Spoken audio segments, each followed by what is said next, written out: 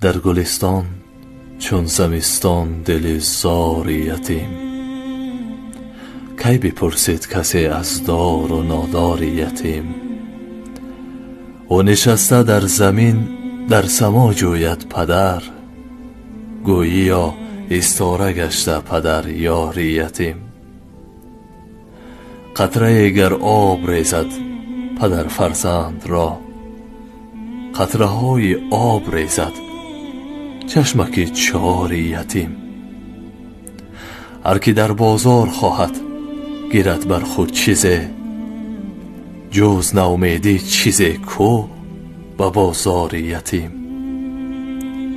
سوز دارد در جگر فریاد دارد بر دلش، ای تو کی پرسیده ای، ای تو کی پرسیده ای از حال بیمار یتیم.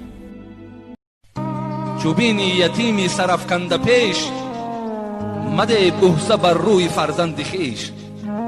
الا تا نگیرید که عرشی عظیم، بلرزد همه چون بگیرید یتیم. شاعر میگوید چو بینی یتیمی سرافکنده پیش، یک شخصی را میبینی که بیچاره پدر میخواست، مادر میخواست، لیکن با قضای اللهی اون مادر و پدر خدا گرفت. مده بوسه بر روی فرزند خویش. بچه تا در پیش او نوازش نکن، بچه تا در چهره و رخساره های او بوسه نده که دل او درمند میشود و هم یاد پدر و مادر میکند. الا تا نگیرید که عرشی عظیم، بلرزد همه چون بگیرید یتیم. وقتی یتیم گریه میکند عرش پروردگار لرزش میکند، عرش میجنبد، خداوند ناراحت میشود، حبیبش ناراحت میشود.